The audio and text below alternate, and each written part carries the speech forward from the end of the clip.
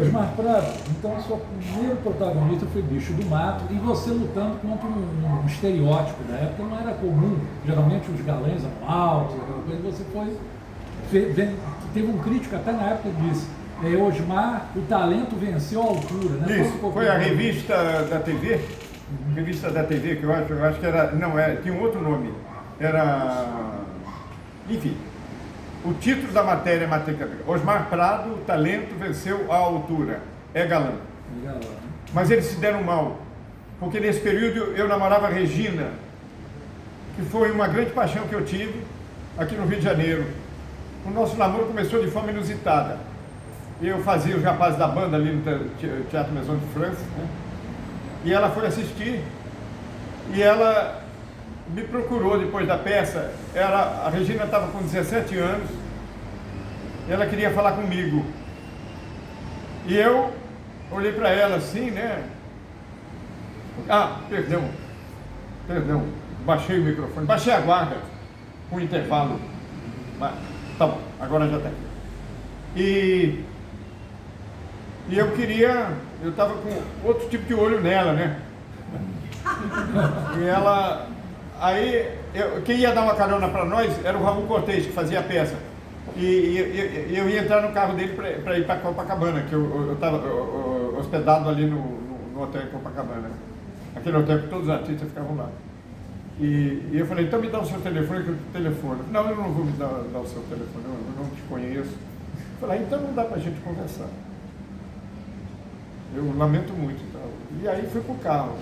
Antes do carro sair, ela pegou e jogou um papelzinho dentro depois era o telefone dela. Aí eu liguei para ela e a gente começou a sair. Eu namorei essa menina há 3 anos. O pai dela era do Partido Comunista, do PCB, né?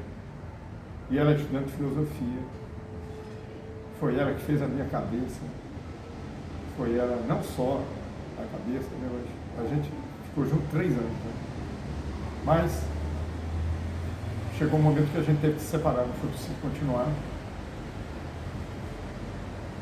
E mesmo depois de casado, eu já estava casado já com a minha mulher, aquela que seria a mãe das minhas 2 filhas, ela me procurou, mas não seria mais possível.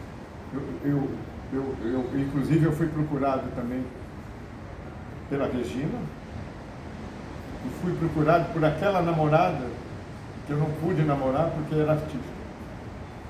Meu pai disse que era a Cristina, ninguém sabe quem era, já faleceu, e eu fiquei procurando, indo atrás dela, até que o namorado dela quis marcar um encontro comigo, parecia capa e espada, para ele dizer que eles estavam namorando seriamente, que eles iam casar e que eu deixasse de importunar.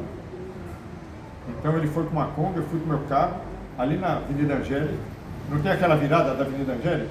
Parando do lado esquerdo, parecia ser aquele negócio, né? Os caras se encontrando, de duelar, né? Aí foi um negócio interessante. Eu sentei do lado dele na Kombi dele, e clicava no nome dele e disse, é o seguinte, é isso, e eu te peço então que você não procure mais, nós vamos casar. Aí eu disse para ele, olha, olhando nos teus olhos, aí Flávio Dino, né? Eu prometo a você que nunca mais importunarei a sua futura companheira. Forte abraço, saúde. Saí do carro e fui embora. E nunca mais procurei. Anos depois, muito tempo depois, eu já casado com Vânia, em São Paulo, quando eu fui fazer uma rosa para Rita, ela me procurou, me telefonou, querendo conversar comigo. Porque o marido dela não deixava ver novela minha. E eu disse a ela, na frente de Vânia, venha nos visitar. Nós estamos morando aqui na rua Itacolomi, número tal, apartamento tal.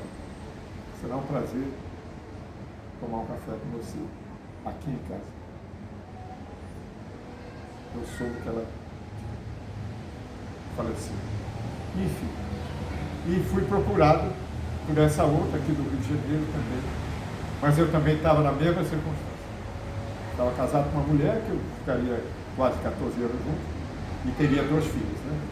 As anteriores não tive filha nenhuma. E que depois também terminaria melancólicamente, e eu conheceria Vânia. E eu vi Vânia nua, sem tê-la conhecido, no palco, no Ocalcutá. Eram todos nus. E eu fui convidado pela minha colega para assistir o último dia, porque eu estava fazendo Menomale. E eu vi todos eles nus, inclusive a Vânia. E eu olhei no... Naquele mesmo dia, eu fiquei impressionado com ela, mas quando ela sentou no carro, que a Jaqueline me convidou para ir para a churrascaria, eu olhei para ela, não era a mesma coisa. Eu olhei para ela e falei, ué, diferente, pode? Oi, tudo bem? E aí fomos para a churrascaria. Né? Eu estou adiantando, né? Mas só contar essa coisa. Chegou lá na churrascaria, cada um se dividiu, foi para lá, outro para cá. De repente eu olho lá pelas tantas, ela está lá na frente, sentada, numa mesa, conversando com um cara que está em pé, batendo papo com ela. Eu falei, porra, veio comigo e está conversando com um cara. Eu fui lá e puxei a cadeira, sentei do lado dela. O cara, quando viu que eu sentei, saiu. Era o dono do restaurante, eles estavam acostumados a ir lá jantar. Eu falei assim, você é de onde? E ela, meio tímida, né? Ela olhou para mim, eu sou de Santos. Ah, você nasceu em Santos? Eu sou paulistano, nasci em São Paulo. Então. Começamos a conversar. Aí, o mesmo pessoal, a Jaqueline e o namorado, foram me dar uma carona até o Copacabana Palace, porque não tinha um tostão no bolso, vivia do Menomale, mas vivia com dignidade e morava no Copacabana Palace. Então, Vânia ao meu lado, eu aqui, eles iam me levar até o Copacabana. Quando chegou, primeiro ela no Lago dos Leões, eu disse, não, vocês podem ir embora que eu vou levar a Vânia até a frente do prédio dela. Ela disse, não, que isso, não precisa. Eu falei, não, eu vou levar você sim. Essa porta é terrível, né? E levei-a até a calçada da porta e nós ficamos conversando ali, até clarear o dia. Eu iria dali para o aeroporto, porque era domingo, né? Eu ia para São Paulo para voltar na quarta-feira para fazer o espetáculo de quarta. E aí, naquele dia, naquela mesma noite, eu a beijei e nós selamos o nosso namoro. Quando eu voltei na quarta, eu já fui com ela para o ensaio do João Caetano, da temporada popular de Menomale, e a Bibi Ferreira, que era uma moleca, viu aquela mulher, porque a Vânia tinha o cabelo curto, assim como o da Julinha, mais curto ainda, vermelho, usava umas roupas rasgadas, um corpo de bailarina, né, muito bonita, a Vânia alta, né, ela é mais alta que eu, isso não é vantagem, porque eu não sou nada, mas ela é mais alta que eu, e um corpo escultural, né, e a Bibi olhou assim, sem que ela percebesse.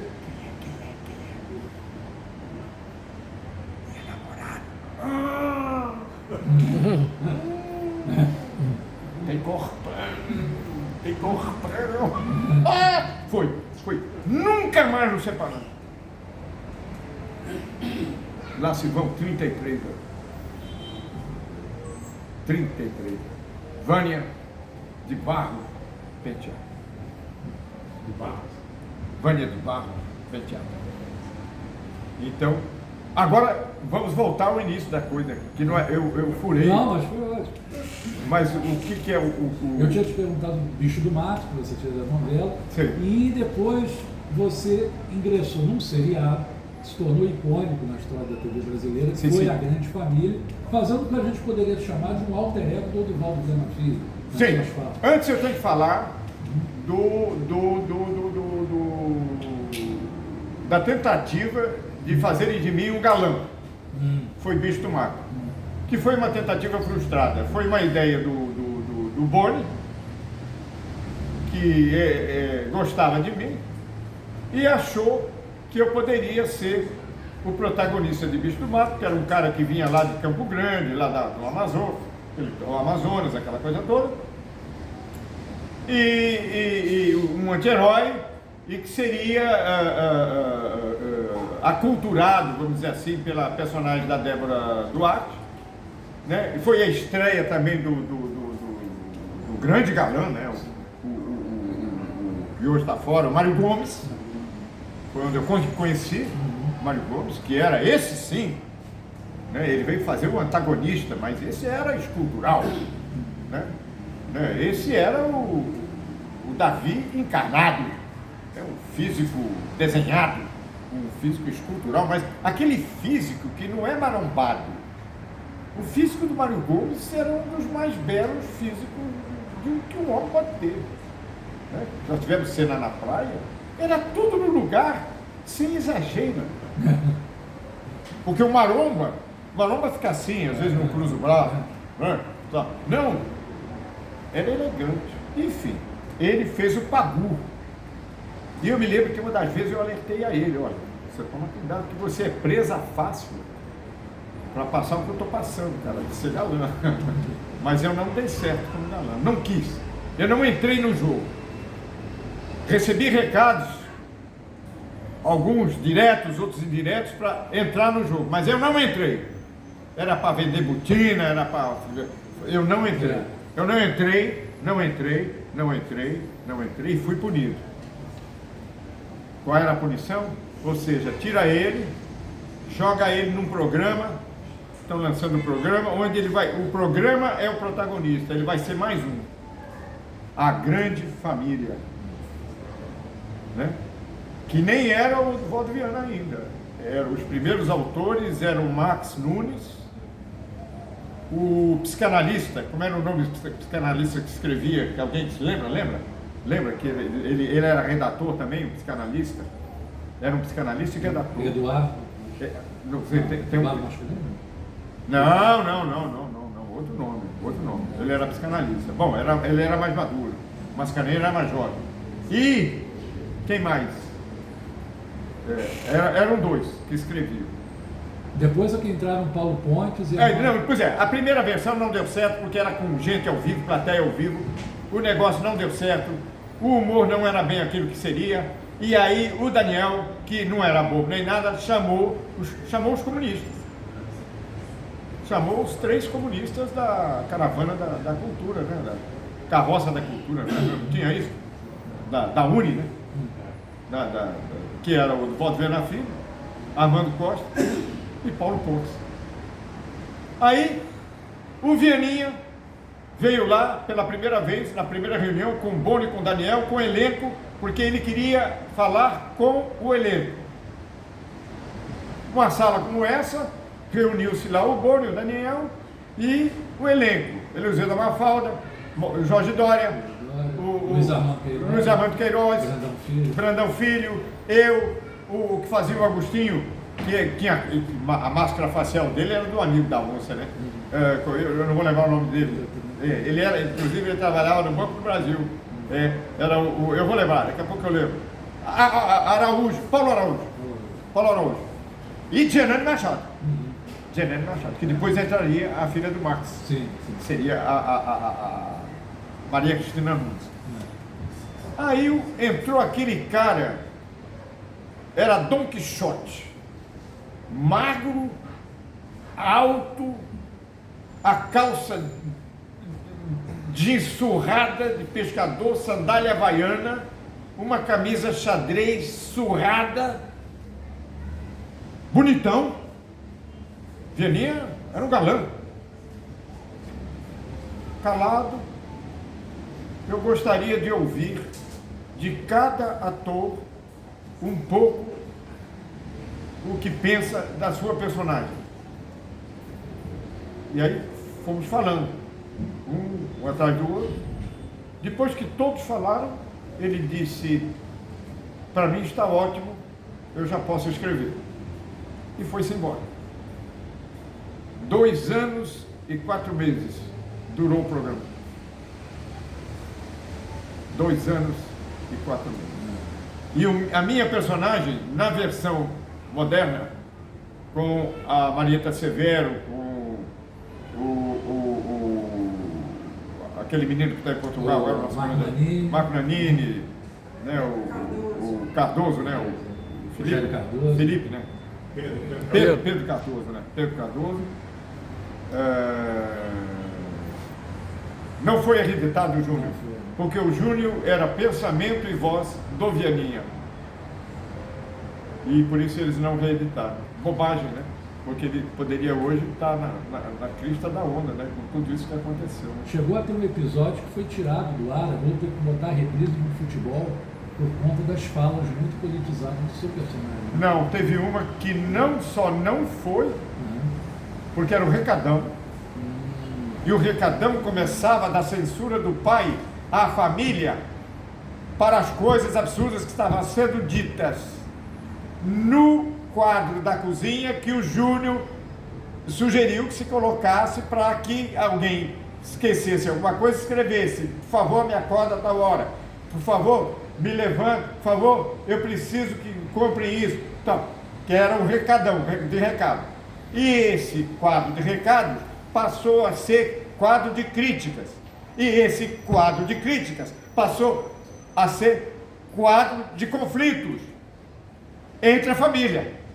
Discussões, mágoas terríveis. Então o pai, a censura não foi boa, mas ele então estabeleceu a liberdade com responsabilidade. Quem escreveu alguma coisa no quadro vai ter que se responsabilizar pelo que escreveu. Aí veio a autocrítica e o quadro ficou vazio. E aí ele liberou a geral. E aí o quadro voltou a funcionar. Então era o que gera a censura. Ora, se você tem um povo com consciência político-ideológica, seja lá qual for, e ele tem consciência da sua situação no contexto social, você não precisa censurar. O cara sabe o que ele tem que falar. Eu nunca precisei que a TV Globo me dissesse o que eu tenho que falar ou o que eu não tenho que falar. E sempre eu disse aquilo que eu achava que eu tinha que falar, e eu disse. Eu me lembro que a única coisa que eles me pediram para não fazer foi não fazer o vídeo do Lula na primeira candidatura, cuja o cara que articulava a campanha dele era aquele cara famoso de São Paulo, Duda Mendonça, que eu ia fazer a apresentação e eles me pediram para não fazer, porque eu estava com um personagem de muito sucesso, que era o Tabaco, no ar. Eu fui chamado lá, sim, para conversar com o Érico Magalhães, com muita gentileza, e disse: Osmar, não haveria o menor problema, mas você está no ar. Quem vai falar? É o Tabaco ou é o Osmar? E aí eu tive que... Esse eu disse não. Liguei para o Duda ficou puto. O Lula ficou chateado. Mas foi a única vez que eu tive que ceder. Porque aí seria assim: se fizer, sai fora. E eu não podia sair fora. Hoje eu posso. Hoje eu não preciso. E, inclusive, nessa leva, eu estou fora, mas eu não preciso. Eu e Vânia trabalhamos muito bem as nossas finanças, sempre pensando nessa hipótese. Um dia vai acabar. E agora eu pude dizer não mais uma vez. Vamos lá. No próximo bloco a gente vai falar do teu contato com as novelas de Gilberto Braga, na Sim. Helena, Senhora. E falar depois de um personagem seu muito popular, que foi o Getúlio, na novela de Cassiano Gabos Mendes, Anjo Mal. Com a Pepita Rodrigues.